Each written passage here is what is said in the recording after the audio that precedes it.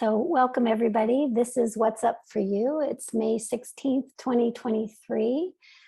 And before we start with your questions and such, I'd like to just kind of take a minute to connect and give ourselves the opportunity to really receive today, receive the responses instead of just hear the responses, receive it with the body.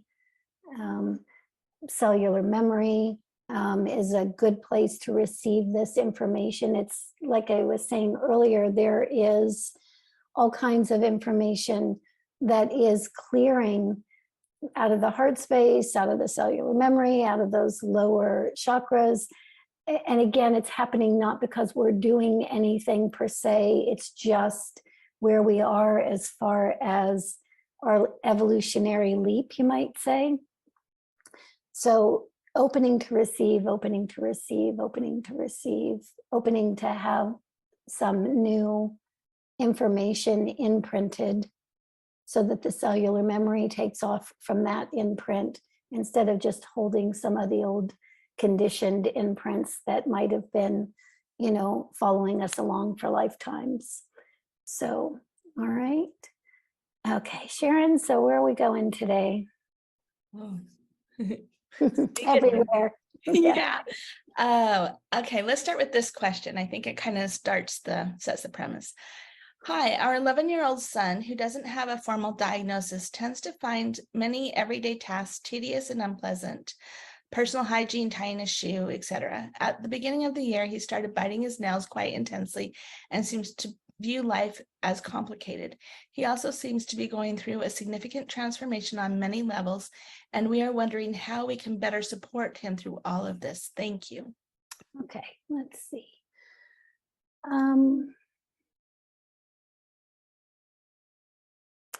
Well, first let's value the fact that at least he's being perceived as seeing life as complicated. Life is complicated. So especially right now, there are just so many different dimensions and layers and levels of experience that are possible right now. So that we want to hold that as, yeah, it's an accurate assumption, you might say. So let's see what he might need.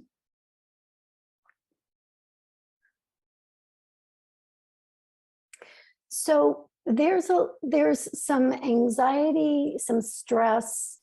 I would say where I'm feeling it in his body is right between his heart space and the solar plexus. We typically call that the space in between.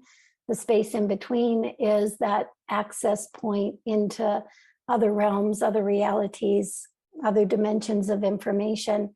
His is pretty open, which is true for a lot of kids that show up, whether formally diagnosed or not, kind of in that spectrum of experience, you might say. And his is pretty wide open, and it's almost like he doesn't know how to close it off, or he doesn't know how to modulate it, I guess. He's correcting me, he's not going to close it off. But he's having a little bit of a challenge in modulating that energy. And so it makes him very anxious. And the nail biting is part of that. I can't be bothered to pay attention to my body because I'm so paying attention to what's going on in that space in between. And so we're just asking him, I'm just showing him where that space is. I'm showing him where that agitation or that anxiety is. Let's see here if there's anything else. And again, for him, just something simple, like just the way we started this call today, something simple, like breathing in lower in his body. It feels like to me, everything's up here. And because everything's up in the top part of the chest, it's like we want him to have control over that space in between instead of the space in between having control of him.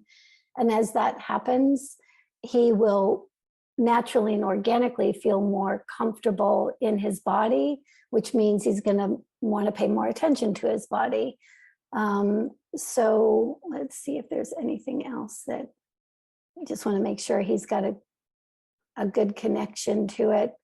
And so for you as the parent or caregiver, you just want to make sure that you're inviting him to breathe lower in the body. And you can do that by, breathing with him, or you can do that by breathing deeply into your body yourself so that he gets the energetic imprint of that.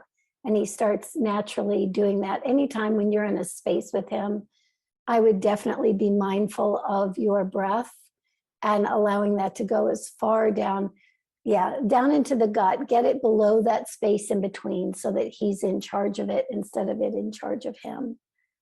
So hope that's helpful. All right, let's do this question. What can we do energetically to heal and detox my son who has very high heavy metal load in his body? We are told this by his biomedical practitioner that the metals are stubborn and slow to move out, but I have faith that we can find a way to heal. Thank you for your guidance.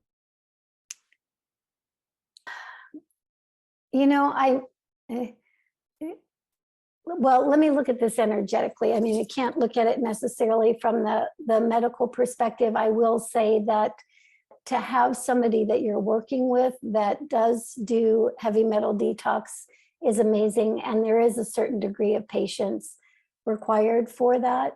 So, but let me see what we find out energetically.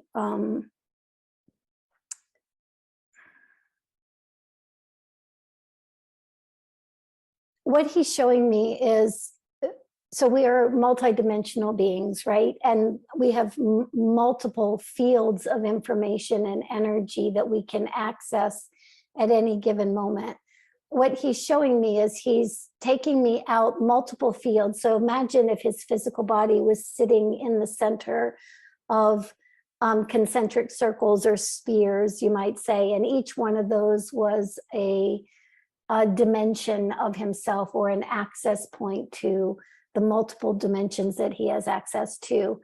If I go way out like 6, 7, somewhere out in that realm, there's kind of like this gray cloud is the best way I can say it. It's like this mucky kind of energy that he says is toxic, right? So I don't know what that means, but what we are going to do here is let's just clear that. And again, we're just clearing it. I'm just showing it to him. I'm showing him what's there, so that we can just choose to clear that field together, because whatever that is let's say it like this, whatever that is in resonance with heavy metals here. And as that's in resonance with heavy metals here, it makes that process a little bit slower and a little bit more tedious. So if we clear out that field and there's no resonance there, then hopefully that heavy metal energy will move with greater ease. It's almost like being, you might say, other dimensional, beyond that fifth dimensional experience. He has access to information that does not like some of the energy that is here. It's not that he doesn't like you or that he doesn't like his environment, his home environment. That's not what I'm saying. It's just that there's something that is in discord between the sensitivity of his multidimensional self and his physical self. And it creates a discord between those two fields, which kind of locks them together. You might say it's like what you resist persists. So we're just clearing that field. He's seeing it, moving that out so that he can, so that he can move those heavy metals with greater ease out of the physical body. Yep. Let me ask him. I just want to make sure there's anything else. Yeah, he's just saying it's like we don't think about these kinds of things. We don't think about how the multidimensionality of us interfaces with the physical human experience of us or any other experience of us. And so he's just saying that, yeah, it's a place that most people would not have looked for resonance. And so hopefully that's going to help move out those heavy metals a little bit quicker. Okay, this question is, I'm wondering if integration will help my son's severe mental health issues. He is unsafe to himself and others.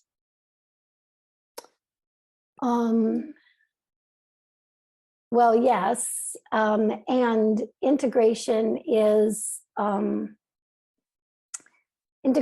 not just an individualized kind of experience. It literally is a kind of a family experience. So,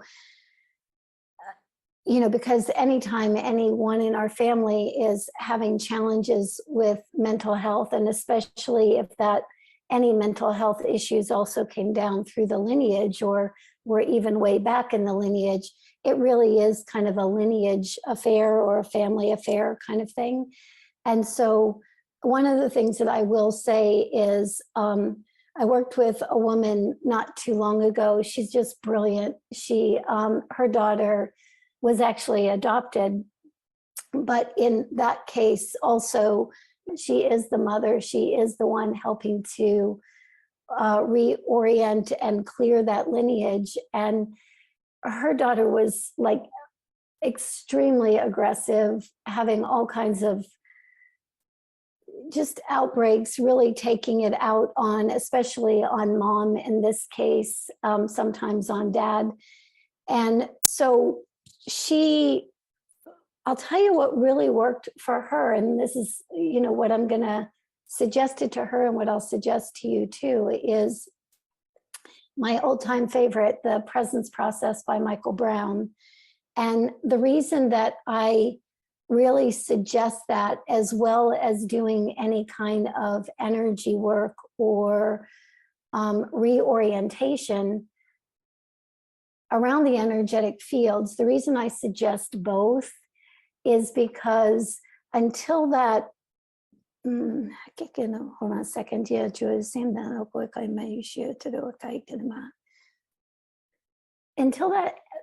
that energetic field, that lineage field is broken, it gets broken by us being able to be present to what it brings up in each one of us. I mean, it's never easy to see our children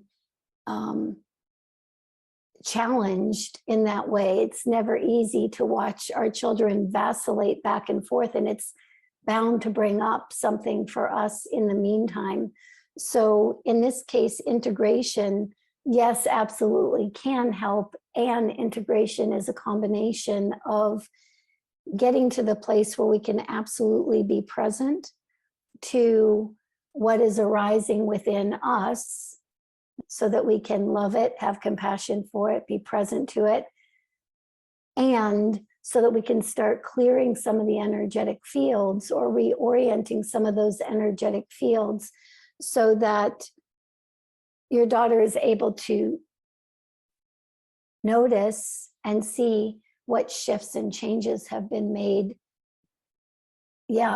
within the lineage, within the capacity to emotionally be present to what arises for, other people in the family as well. So the combination of the two really works well to help support, integration. So you said daughter, you were looking at the son's energy. Oh, sorry. Yeah, I'm sorry. Yes, son's energy. Yeah. Let me go back and check real quick, but yeah. And what I will say is there is also,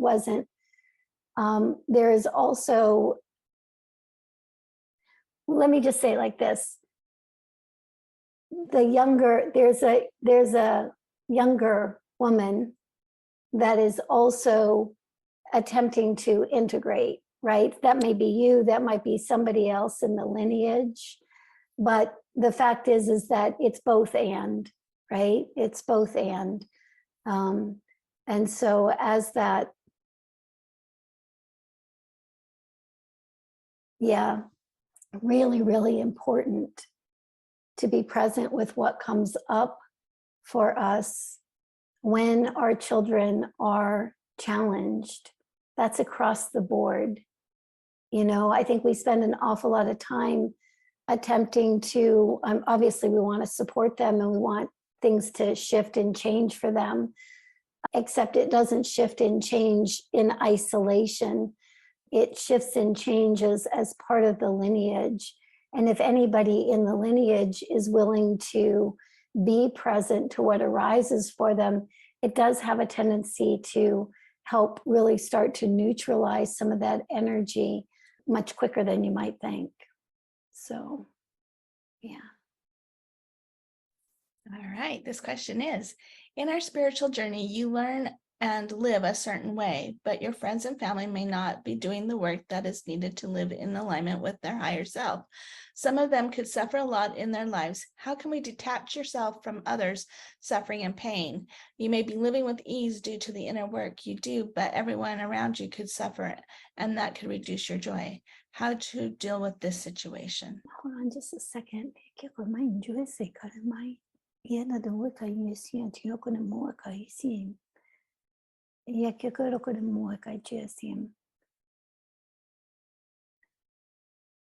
Be a model, be a model, be a model. Yep. Model your joy. Model your joy to such an extent that it's an invitation that others can't resist. Yeah. And so it may be that as you're in your joy and you're doing what brings you joy, that inner work, that inner presence, that capacity to be with all these different facets and aspects of yourself, what you may notice is getting pulled out of that joy by somebody else's discomfort.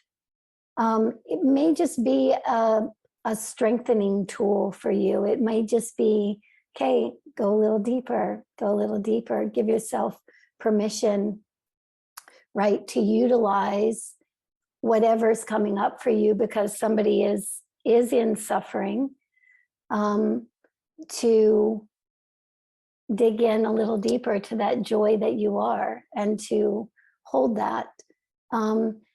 At some point, it's also true that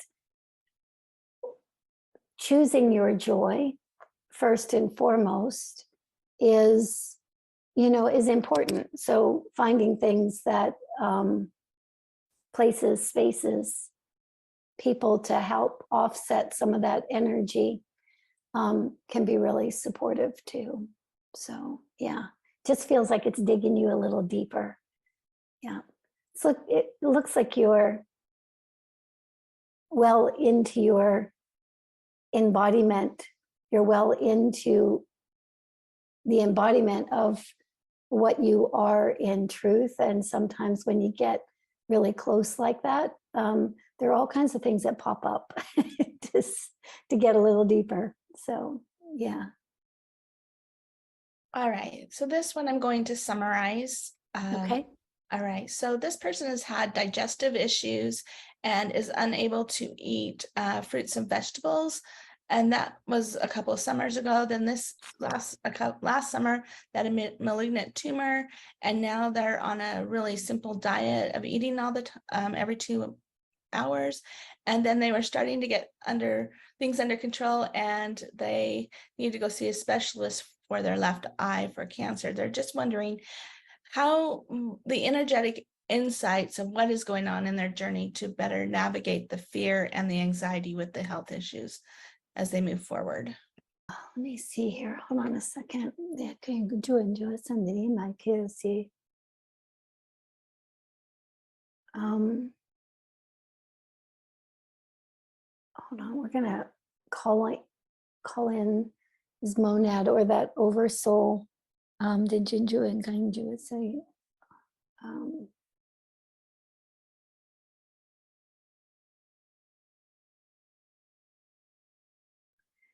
mm, I, I'm not allowed to. I can't give a whole lot of information here. As says que o moi de Juas India kada kada moi te. No hay que ni many was it. Yeah, que kada kada moi ka is him.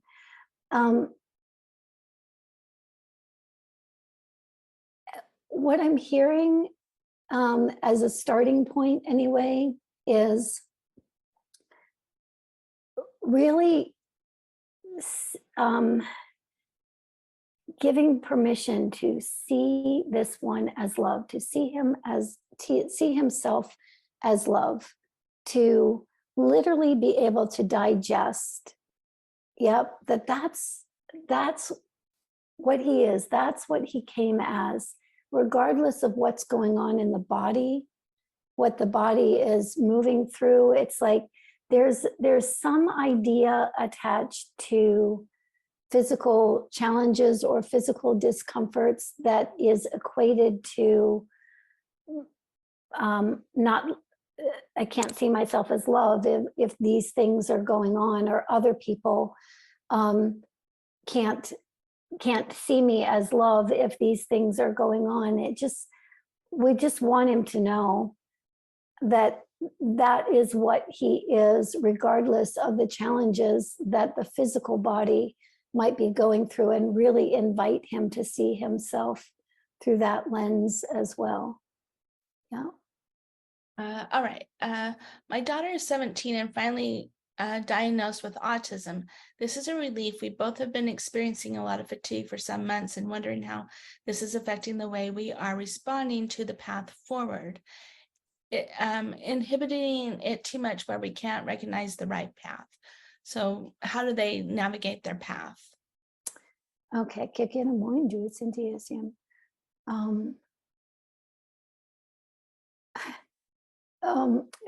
Tell me the child's name. Can you just first name only, or first initial even? Can we have the name of that child, please? Or the first L is the first initial. L. Okay, so the very first thing that L said was, on the one hand, yes, thank goodness that the diagnosis is there. And on the other hand, I'm not a diagnosis. I'm, and this is my name, that kind of thing. What's my name is what I heard initially. So let's see, El, what do you want to tell us here? Okay,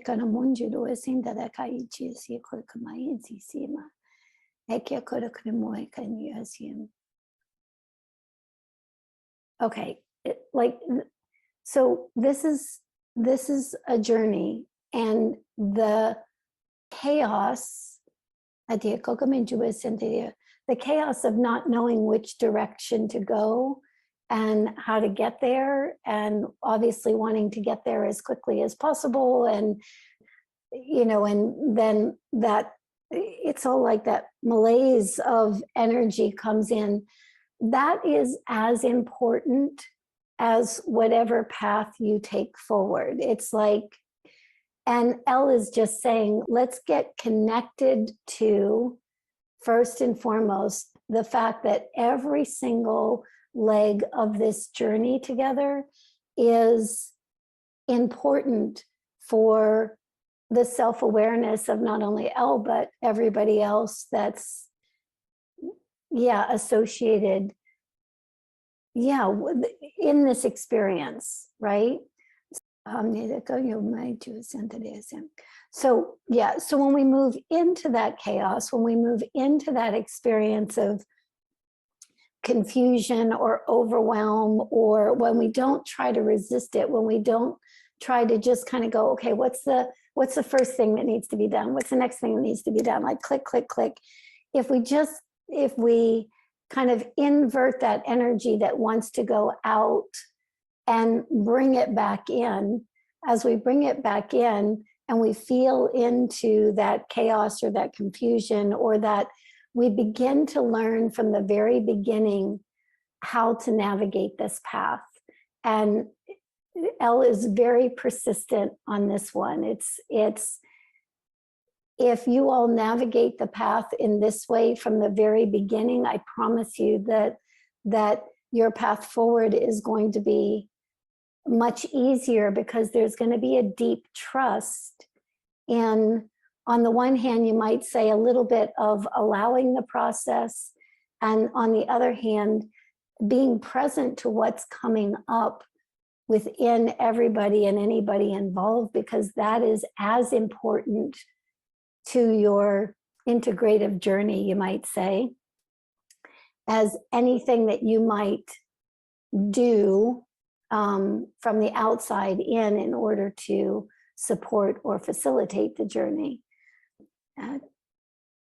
It's like you guys are all in this pivot point. It's like, it's really beautiful to watch, because and that pivot point is not a point of fixing or correcting or that kind of thing. It's a pivot point of being present to. And Elle is, that was the thing about the name. It's like Elle is just saying, be present to her, versus present to be present to what's arising, instead of being present to what needs to be, quote unquote, fixed. Yep, that shift in direction, that shift inward versus outward from the get-go, right here where it's a little chaotic and nobody knows where to go quite yet, that in and of itself is such a powerful starting point. Yeah. Beautiful. Yeah, go into it. And the more you're into it, the more that next step in the journey is going to be shown to you. The more the multidimensionality of you is going to drop in and kind of move you in a particular direction. Yeah. So, and you want to be able to trust that first and foremost. So, thanks.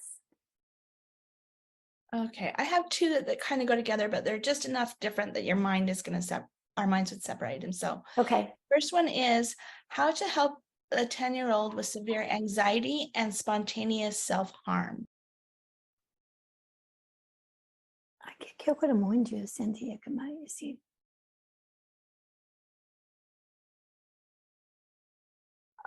This one has just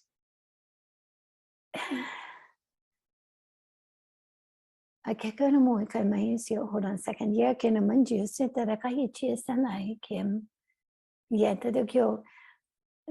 just keep hearing, don't want to hurt anybody else, don't want to hurt anybody else. I'm anxious that I'll hurt someone else, so I hurt myself instead. I'm asking, why hurt yourself or hurt anyone else? And it's part of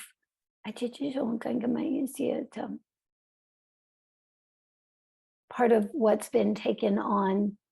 Part of what's attempting to be cleared, not just from a lineage. And again, this doesn't have to be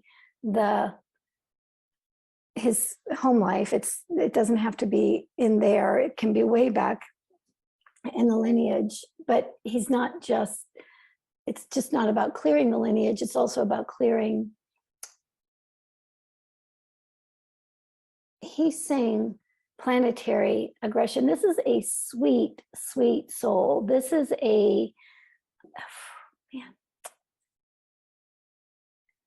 this is an individual trying to hold it all together, trying to hold all the information that he has access to.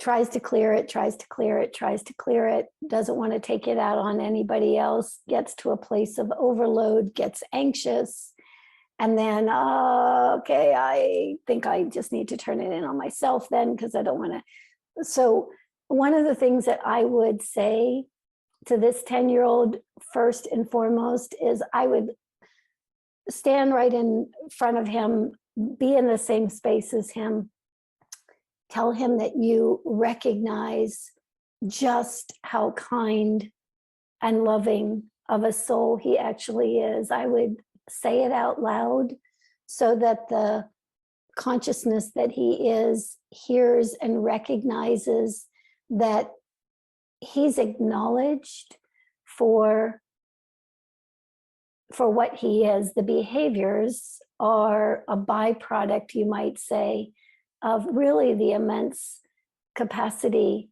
It's ironic, I know, but the immense capacity for compassion that he actually has. And so we want to acknowledge that for him, say it out loud. You know, I know that you are the most compassionate, loving, kind human being. I know that that's part of your anxiety. I know that's part of this self-abuse. And you're reorienting him to who he is in truth. You're also acknowledging for him that you see that greater truth, that you can align with that greater truth so that he can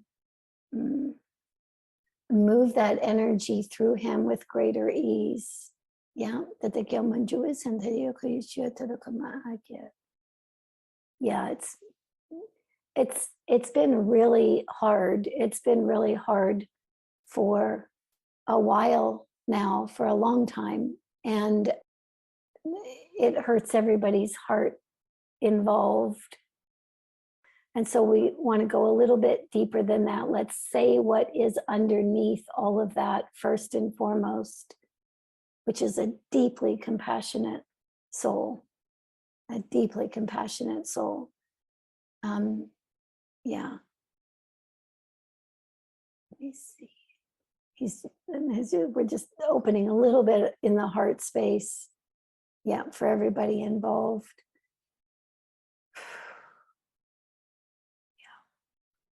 Yeah, it almost is like the hearts get ratcheted down a little bit because nobody wants to experience that or see that. And at the same time, the hearts get ratcheted down a little bit. We can't quite see what the bigger picture is. And the bigger picture is, ironically, a truly compassionate soul. So we're going to open our hearts to that. Yeah, and see what happens there. So this one is around having trouble with sadness and anger despite trying to be present and clear. mm-hmm.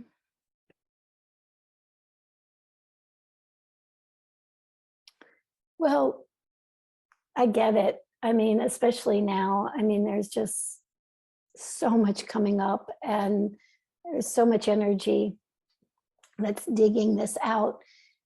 And we have all been conditioned to assume that sadness or any heavy emotion is wrong or bad and that we need to get away from it, you know, or that we shouldn't.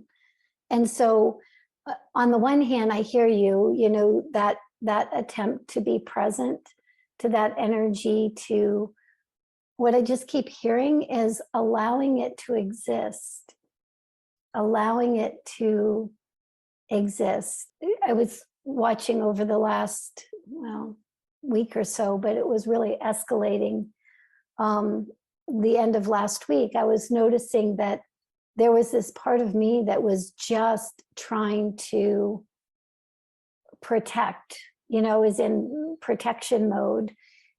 You know, as more and more of ourselves come in, that protection mode that says, no, don't do that again. Don't be that again. Don't show up, you know, in this way again. You know, you're going to be in trouble. See what I'm saying? It's like these parts of ourselves that are sad, these parts of ourselves that are in chaos or are overwhelmed, they're showing up right now for a very good reason. Because as we begin to embody more of who we are, there might be energy that has, or maybe even cellular memory that says, well, yeah, but do you remember the last time you showed up for yourself, or the last time you showed up as yourself? Yep, this happened or that happened. And so again, this might be from a completely different lifetime. This might be from a completely different scenario, but to acknowledge that there is an aspect within you that is sad and is having some of those heavier feelings, and to acknowledge that those heavier emotions are valid. They're valid because the one that's having them is, you might say, still in the mix of those experiences.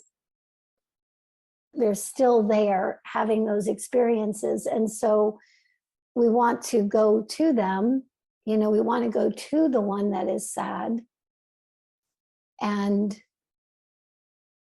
hold her, hug her, tell her that she's safe, tell her that it's okay, tell her that although a million other people in a million other lifetimes might have said, it's not okay to be sad, or it's not okay to feel heavy, you can tell her, you can tell that aspect of herself that it is indeed fine to feel that way.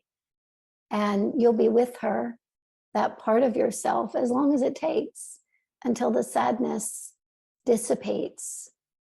Yep. And as it starts to dissipate, you might direct her into something that she might enjoy. Yep. But first and foremost, we're just going to give her full permission to feel however she feels. Because honestly, folks, we're clearing thousands and thousands of years of information. The feelings that are coming up right now as we make this huge transformation in consciousness, literally, we have no idea where they're coming from. We have no idea why that energy is there. We literally just simply absorbed it somewhere. And so we can't blame or shame ourselves for any of that kind of energy, but we can demonstrate to that energy just how loving and compassionate, how connected we can be with the higher aspects of ourselves by meeting those aspects of ourselves that are suffering with deep, deep love and compassion by presence. Yeah. Yeah. Thank you. All right, this question is, my twins were born a couple weeks early, but from the very first day, they ate with almost a panic that they were starving. They are now 21 years old with mild, moderate autism. They are verbal. They continue to eat fast and too much. They are about 100 pounds overweight. What can I do to help them without picking up shame or feeling deprived? I think you just hit something right there, and which would be a really great place to start. So, and again, autism is not, it's not just about the twins. It's, this is a family experience, meaning that it brings up all kinds of things for different people in the family. It'll bring up different things for different people in the family. So that whole energy of feeling deprived, I think, is a really great place to start. So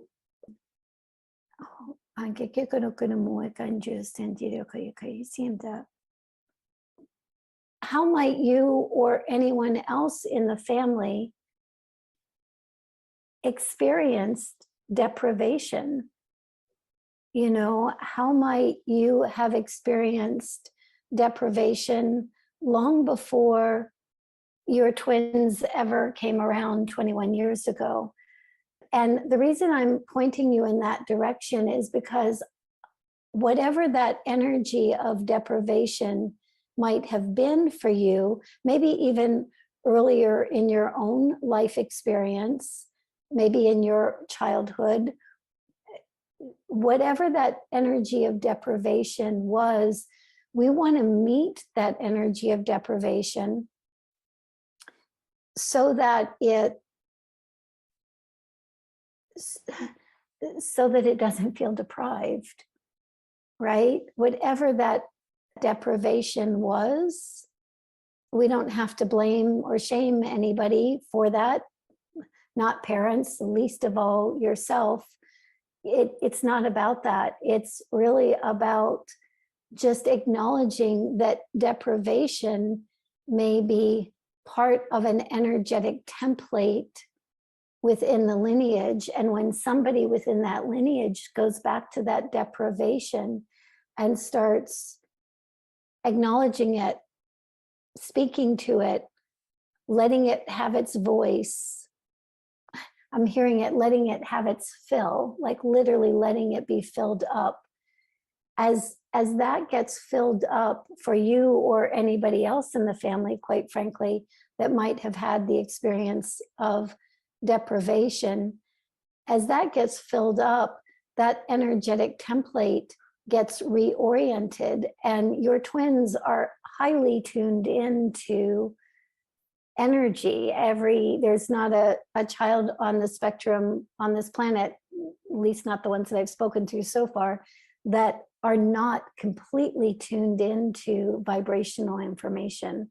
And so when vibrational information changes within any one of us, it's almost like a model or demonstrates to the kids, this is a possibility. We actually don't have to live with that energy of deprivation. And again, no blame, no shame, right? That whatever deprivation might have been picked up by any of us, we all have had experiences of that at one time or another. If whatever that energy is, it's not that it's there. That's important. What's important is that we can have the capacity to meet what's there. And this is exactly, the twins are just all perked up. I mean, they're like listening to every word that's being expressed here. So right back to that area, and like right here, right now, like let's just dip into any deprivation that might have been felt or experienced. We're having compassion for it. We're having love for it. We're reminding her, that inner aspect of you possibly, that it wasn't her fault, right? It wasn't her fault. She simply absorbed information and an experience because that was the experience of the environment. And the more you kind of play in that space and nurture and love that part, the easier it's going to be to start shifting some of that perceived deprivation in the twins. Yeah, they'll naturally start to reorient around that. Well, this may be the last question, so I'm going to kind of combine two of them. Okay. One is around helping their baby, setting boundaries to allow the baby to scream when they put him down to sleep, because they've been sleeping on them for on the mom, because we're all moms. And then the other one is about this mom is how to set boundaries for their children without feeling like she's being overrun, and it just regulates her as well. So right. So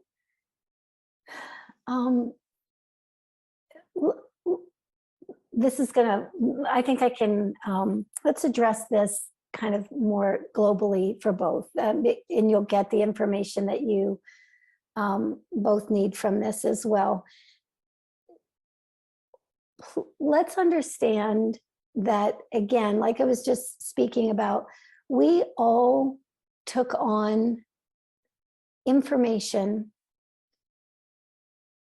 from our parents that was not yet integrated. So let's say let's say within any lineage, every lineage does the best job they can at clearing the information. You know, they might not have known to be present to these things, or they might not have had this kind of language, but every generation, you might say, within a lineage is taking information on, and they're clearing information. They're doing that kind of naturally and organically.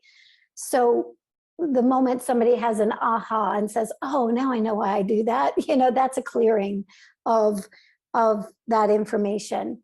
Anything that has not been integrated by your parents, our parents, at the time that you are conceived, gets passed down to you, right? It gets passed on, because more important than each individual experience, what's happening here on planet Earth is there are lineages that are being reoriented to who they are in truth. And so as it goes down through the lineages, each generation of that lineage moves something through.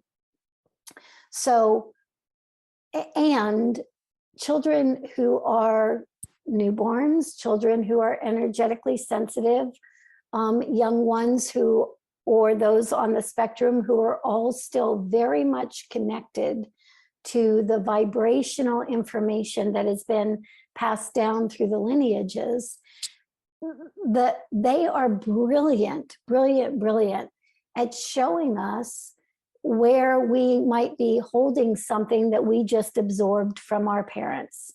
So let's say for the infant that wants to be, you know, right there with you and is going to scream, you know, if they're left to their own devices, right? It's not about the screaming or wanting to be held. There's not a baby on the planet that doesn't want to be close. What it's about is what that energy brings up. So, you know, I had 4 daughters. I can remember being a mother and having my first daughter. she would scream if we sat down to eat. She would scream if we left, you know, the room. She would scream. There was a lot of that going on. So what I want to suggest here is, again, before we make any decisions about how to navigate this experience, first we want to be able to feel what it is we are feeling. So I know for me, I felt like I was overwhelmed. New parent. I was overwhelmed. I was stressed. I felt like I was just being held captive by, you know, an infant. Those were the energies that were coming up through me. Well, if I look back into my childhood and say, okay, was there anywhere where I felt that I was being held captive? I could point to a few things, right? So again, it's not about that, and it's not about that energy coming up. It's about acknowledging that this is the way it feels. This is what's coming up for me. And I can be present to that. I can integrate that. I can, quote unquote, heal that by acknowledging that it exists, by being with it. And I will almost guarantee if you do that piece first, then you might hold that baby on your chest for a little while, put the baby in the bed and walk out and notice that the baby is just fine. Yep. Because what's happening is the only thing that's taking place here is one generation to the next is passing on information. We want to be with the felt perception of anything that's going on within us. If we'll meet the felt perception, a couple amazing things are happening. The only thing that can meet felt perception truly is the broader part of ourselves, the higher states of our consciousness.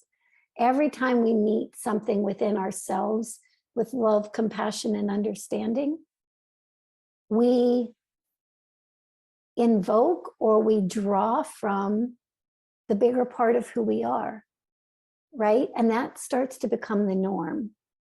The more that that's the norm, the more we meet everything that arises with love, compassion, and understanding.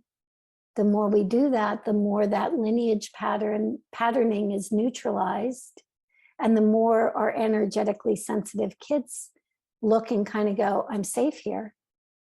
It's okay. That's been cleared, right? So we want to be able to meet all of this, with love, compassion, and understanding for ourselves first. It's not selfish, it's necessary. I might say it's even mandatory at this time in evolutionary history, you might say. Yeah, because the moment that we meet that, the baby feels that. When the baby feels that, the baby feels safe, because now you feel safe because you've met that part of yourself. Yeah, it's all an inside job. It's all an inside job. Sharon, I'm not sure if I know we're almost at the end. I'm not sure if I got the other person's piece too. Would you re-say that one? Yeah, this one is about just setting the boundaries as they're growing up. Right. Same. So let's look at that from the same place. So setting boundaries, again, before we set boundaries for the kids, let's look back and what were our boundaries when we were children? What did we feel safe within those boundaries? I mean, I could speak to all four of my daughters, and all four of my daughters would say to me that I set boundaries in different ways with each one of them. I was at a different age, obviously, when I had all of the kids. I had done a different amount of clearing, I'd been present to myself to different degrees. My first daughter, I always tell her she's the experimental baby because I didn't know any of this stuff then. So she came out okay though. So all I want to say is any topic that we are trying to address with our children, before we address it with them, let's first ask ourselves the same question. So what were boundaries were like for us? What imprints did we get? Did we feel safe within those boundaries? Because at the end of the day, especially now, there's not a person on this planet that's just not trying to feel safe within their bodies, within this huge shift in consciousness that's taking place. So we want to meet, let's go there first. So what were the boundaries? What weren't the boundaries? Did you feel safe? Didn't you feel safe? And for those parts of you that may not have felt safe with the boundaries that were or were not, to your liking, you might say, or to your support when you were younger, let's acknowledge that. Let's just be present to that. Let's know that that's true. Yep. We don't have to blame or shame anybody because, again, we're just absorbing information as little ones. But the moment that you acknowledge it, the moment that you acknowledge that you are choosing to be, that the reason that you're setting boundaries is not to harm or to hurt or to chastise, which might have been some of the earlier experience for you, but we're setting boundaries to keep safe, to be safe, to feel safe. Yep, to be nurtured. Yeah. I'll tell you a funny story. My younger daughter, she called me one day from school and she said, "Is it okay if I get expelled?" And I said, depends on what you're going to get expelled for. And she goes, well, they're going to fire a teacher. They did fire a teacher that was the nicest guy in the whole school. Everybody loved him. They're firing him because he won't go along with the rules of the school. I said, sure, go ahead. Just, I'll come pick you up when they call me. So I went and picked her up when they called me to tell me that she was expelled because she ran this, whatever, this protest. Yeah. And she was like 9 or something like that. And so when we got home, she said, you need to ground me. She goes, aren't you going to ground me? And I said, why are you asking me to ground you? I said, you called, we agreed, and she said, Mom, she goes, that's how everybody shows that they love their kids. They ground them when they do something wrong.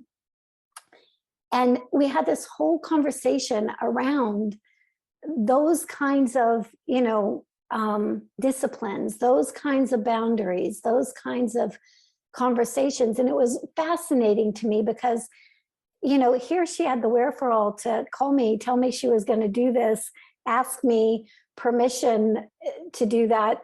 And at the same time, there was still an expectation because everybody else's parent grounds, and she perceived that as that's them showing an appropriate boundary, being an appropriate, quote unquote, parent. And I was like, well, I can ground you, if that's what you want. I said, but what I want to say is you did the right thing, right? You actually did the right thing. So I just want to make sure that if I'm grounding you, I'm not grounding you for doing the right thing. It's like, and so all I'm saying here is that as our kids grow and as we're moving them or helping to move them through whatever experience we're moving them through or helping to move them through, we want to do so from a place of safety. Any boundary, any disciplinary action is based in helping them recognize and realize that, yeah, they're cared for and they are safe. And the only way we can do that is if we are caring for ourselves and we know that those aspects of ourselves are safe. Yeah. Yeah. I hope that makes sense. Yeah. Okay. Anything else? There's quite a few, but there's okay. Yeah, So we're running out of time. Okay. Yeah. So keep your questions, bring them next time. Hopefully we'll get through to them. Yeah, yeah. All right. So let me just close things out here. Okay, so again, let's see, we started by breathing. Let's see if we're just breathing a little bit lower into the body at this point, if we can. And if you don't leave here with anything else today, I mean, all the questions kind of revolve very similarly around the same thing, because the pattern that we can move into now is a pattern of going inward, being present to, instead of going outward and trying to fix. There is nothing broken. Even in the chaos, even in the confusion, even in the angst and the anxiety and the stress and the overwhelm that's coming up for just about everybody on the planet at this point. And definitely, if you've got extra stressors, you might say that's all going to be heightened. But if we can leave here today with a deeper sense of understanding that all of that can be met with love, compassion, and understanding. Listen to the way in which you speak to yourself. It's a great way to start figuring out how you were spoken to. Yeah, how you were imprinted. And again, we don't have to figure out why. We don't have to tell stories about any of that.